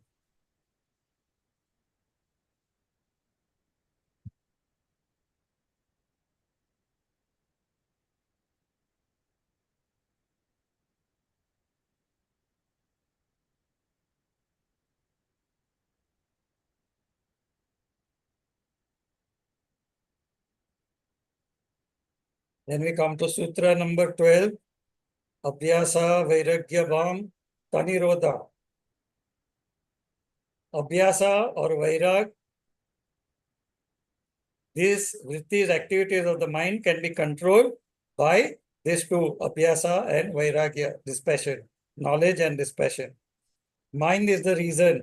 It chooses bad experience from past for remembering and spoiling the present moment. Even to make correct choices, you need that higher energy. From Muladhara to Manipur Chakra, the energy is low. Can you again show that? Ha. From Muladhara Chakra to Manipur Chakra, the energies are low. See, I have given you the energy units there. You can look at that. From Anahat Chakra to Agya Chakra, the energy is high. In higher chakras, you automatically drop the negative and choose the positive. In the higher energy state, with difficulty, you may be able to recollect negative situations, but are completely detached from the accompanying experiences. And then what we are saying in the Manana classes, what Krishna explained to Arjun, this is a fight between dharma and adharma. Same way here, Patanjali is saying that this is a war between pleasant and painful vrittis. To win, you need abhyasa and vairagya.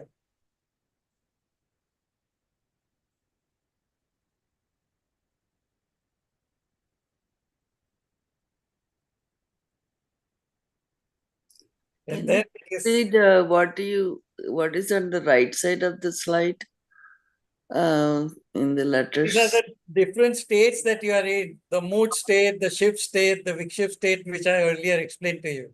Oh, the 5 states. Okay. 5 states of the mind, the chitta, the individual consciousness. Okay, got it. Only when that nirodha state, the oneness state, the focusing is so much, you feel one with everybody. You are a bundle of virtues. That is what is happening. There is no Dvait then. Advait sthiti. There is no other in existence. The I-ness is completely gone. I am nobody, I am somebody to I am nobody to I am everybody. Apar Vairagya, you move to Par Vairagya.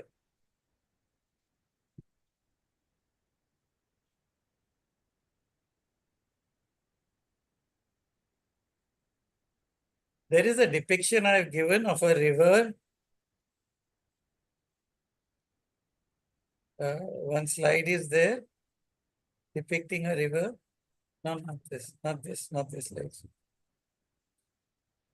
An ocean.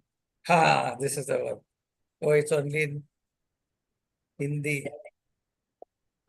See, this is, in this slide, I have explained to you completely. Individual consciousness is flowing like a river to eventually meet up with universal consciousness. So even if you are flowing like the waves in an ocean are just flowing and flowing and flowing till it finally meets with the ocean. That is your ultimate goal. So individual consciousness is flowing, flowing, flowing by following the path of spirituality. Adhyatma ki or is written there. But what happens is when the river is flowing, when this individual consciousness is flowing, and you get attracted towards mithya jagat, sansar ki vastuon mein, when you are pulled towards the objects, vastu vyakti paristiti, the situations that you face, the objects, I want a better car, I want a better iPhone, higher model, iPhone 16, whatever is present in today's time. Then you are pulled back to the sanskar. So you are leaving the embankments, you are not flowing towards the river. You are again coming back to mithya jagat. And there all the disturbances will start. But what I showed you in the earlier, how much can the disturbances attract you? Till the energies are at a lower level. When you go to a higher chakras where the higher energies, when you are already in a state of happiness and bliss, where will these objects? You don't bother. I have a very phone which is, okay, very old phone. So what? It is serving my purpose. I can do my work with it. I don't need an iPhone 16 anymore to be having a pleasant state of mind, to be in happiness. This slide is showing that how you can become one with universal consciousness. The moment you jump out and become involved with mithya jagat, energy flows downwards. Then the disturbances start. So where rajas and tamas is present, see, connect it all. Where rajas and tamas is present, where sattva is not predominant, where the other gunas are predominant, then you will move back into mithya jagat. Once sattva is predominant, and then you reach a state where all these gunas are not gunatit, but only traces are available. Your energy is very high. Until all the seeds, the impressions are also, like I said, the seed is fried. Now there is no plant coming out from that seed. Then that nirbij avastha you reach, that is nirvikalp samadhi. That state, there is nothing. The impressions are no more there. Then whatever you are doing, you don't need to do actions, but you are a complete karma yogi. The actions ka jo bhi phal hai, that what you call it, karma phal, that is not there. You're a complete karma yogi. The karma file is not your. It is always good. It is always pleasant for a person evolved to that extent. That is what I wanted to.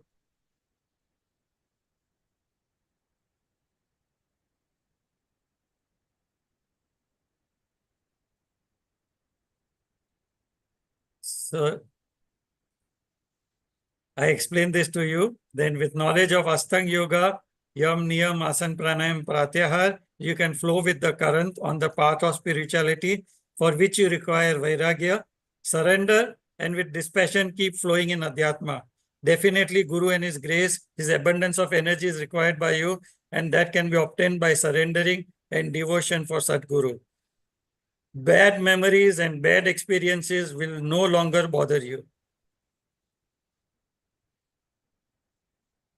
See, that day I just shared the next day when somebody said some incidents, a situation prevailing where some divorce has to be taken immediately the next day from without anybody telling me anything. After my meditation, when I reach out to Gurudev, I just pray for compassion for that soul, that that person's mind is not disturbed through this tumultuous period that she is going through.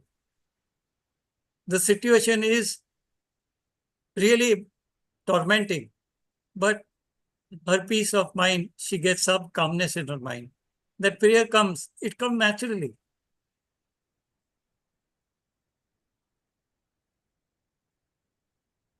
I am this being caught up in this world is no more there. Wars are there. Even we, India, is experiencing this situation right now. But how best? Whenever Gurudev says, if I have to do any seva, I will do it. Though nowadays he gives youngsters, he does not call upon me anymore. But like, I'm ready to go anywhere to do seva. And I'm not moved. I don't sit in judgment over anybody who has done anything wrong. I don't sit in judgment. Okay, this is wrong what anybody who has done it has done, whether he be a terrorist or not. Even a culprit is a victim waiting to be healed. It is a wrong indoctrination which he got in his childhood. Why should I hold him responsible for his wrong indoctrination?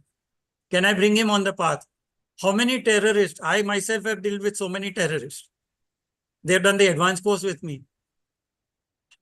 Through the love I gave them, how much of love got generated? They were hugging me. They were falling at my feet and holding my feet. I'm not trying to say I'm somebody great or something, but that feeling of compassion and love that you feel even for a culprit, why you should feel animosity for anybody? We are all on this path of knowledge to such a great extent. Please, this manana should go to this extent that now we are imbibing it into our day-to-day life. Nidhi dhyasa, is it what it is called? Putting it into practice into daily life.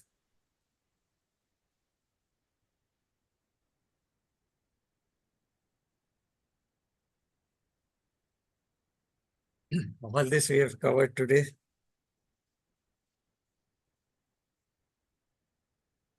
And then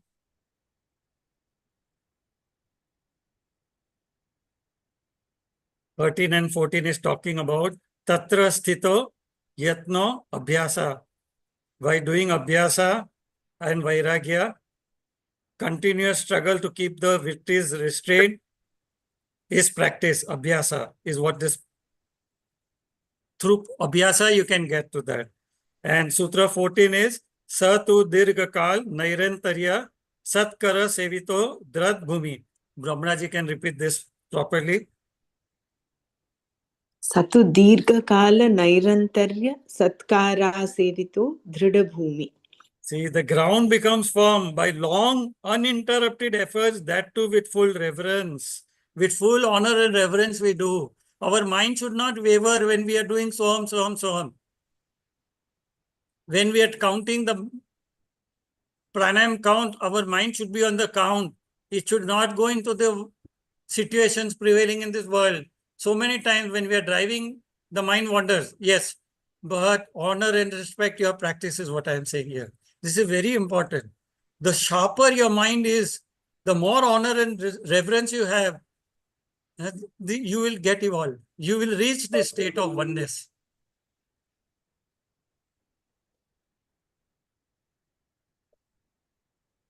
Are you clear what this is leading you to? All these sutras are very important. This 14 is what even Gurudev covers in the Patanjali, in the Sayama course. That these asanas have to be practiced for a longer period of time, and it has to be uninterrupted. No giving excuses that I could not do it even for one single day. Do you say I missed taking my bath because I had too much work to do? Do you not brush your teeth daily? Why can't you not take out half an hour to do your Sudarshan Kriya?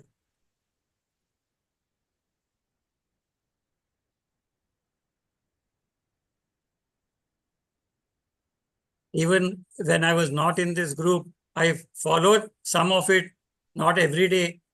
The knowledge path, Abhyasa also has to be uninterrupted every day. But I was studying Patanjali Yoga Sutras. That Abhyas had to be done because I have to take this Sayam course now. So God knows Gurudev has elevated me to that status now. So I have to teach this. I don't know how good I am at that. Maybe you can be better judges of that. You can give me a feedback later where I need to correct myself. I definitely need correction in my pronunciation, but I have made an attempt sincerely to even recite the sutras.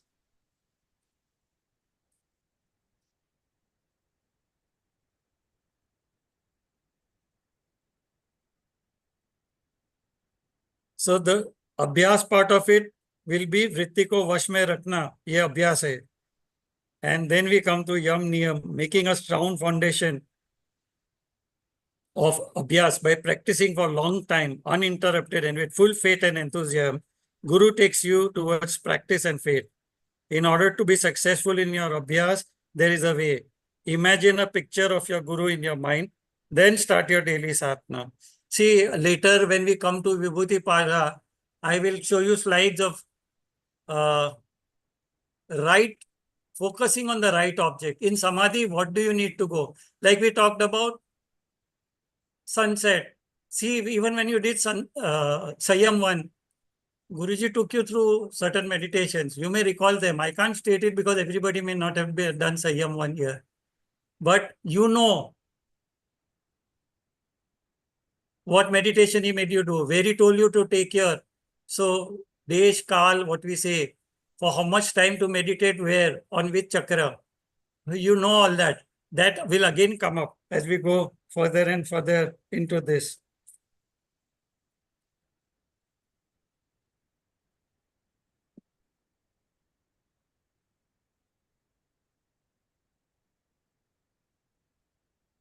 Now this 15th Sutra, Drasta Anushravik Vishaya Vrittu Anusya. Please, Brahmraji, you please repeat it. Drishtanushravika Vishaya Vitrishnasya Vashikara Sanya Vairagyam. So Vritti Anusya Vashakara Sangya Vairagyam. That effort which comes to those who have given up their thirst after objects. See all these objects, situation that we get involved in, caught up in, either seen or heard, and which wills to control the objects is non-attachment.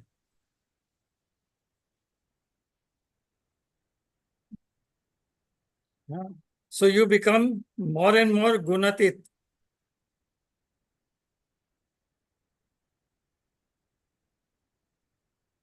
That intense desire is not there in you for all these objects that is there. That is upper vairagya. That is good upper vairagya that is dawning on you. So this now we are explaining the different upper and upper vairagya that is there. You can go to Sutra 16, Tat Param Purukshyatir Gun Vaitrusham Nyam. Atparam Purusha Khyater Gunavai Trishnam. That extreme non-attachment, giving up even the qualities of sattva, rajas, tamas, shows the real nature of Purusha. I said now only the traces are present. This is what this sutra means. You realize the real swarupa of the Purusha, which is Trishna Rahit. That is you're nearly touching par vairagya. One who has no trishnas, no intense desires for objects and situations in this sansara. The intense desires is for objects that you can see or hear about, and for what you have heard about the happiness. See, you can even hear about happiness in Swarg. If you reach Padlok, like what this wrong indoctrination is there to this one particular fate, that when you walking on the path of their dharma, as so-called in the path of their religion, they will get 72 young girls in heaven. So what you will get in Swarg or Padlok, that also you don't crave for. That is not there.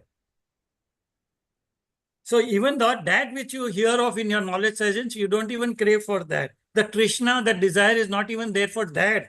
To reach Svarga also is no more there. Then that is Vairagya. You may use the objects as per necessity, but the desire to own them is not there. See, I don't have a car, period. I don't have ACs in my house, period. But whenever I need to go somewhere, some devotee comes and picks me up. I don't know how to screen share, but Dr. Brahmara is doing it for me. Okay, that is not a very valid, I must have that much of knowledge, but I don't have it right now. But the objects that you are immersed in, that is not there. Somebody is there to help you out. You don't need a car, or you don't need a better car. If you have a Maruti Suzuki, you don't need a BMW or a Volkswagen or Mercedes or whatever the higher levels of cars.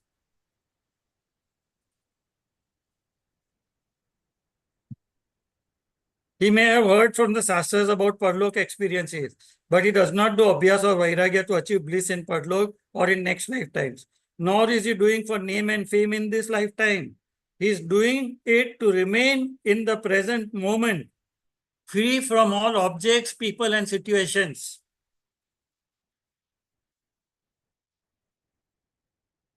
Now the next one is very important. Sutra 16.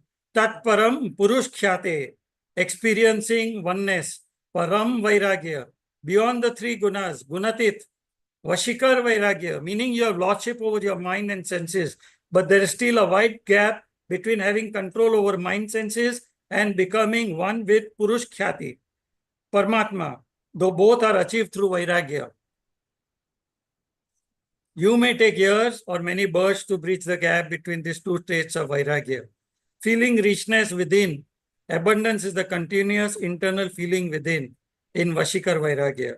Vairagi feels the entire world to be a dream or a play, Leela. And when he goes deep within himself, there are no thoughts at all. This is chit of a Param Vairagi, Par Vairagya. When there are no disturbances, no thoughts at all, that state of void, where from I am nobody, you get converted into I am everybody, that state of oneness is Parvairagya. Can we go to that slide showing Upper Vairagya and Parvairagya? The Hindi slide.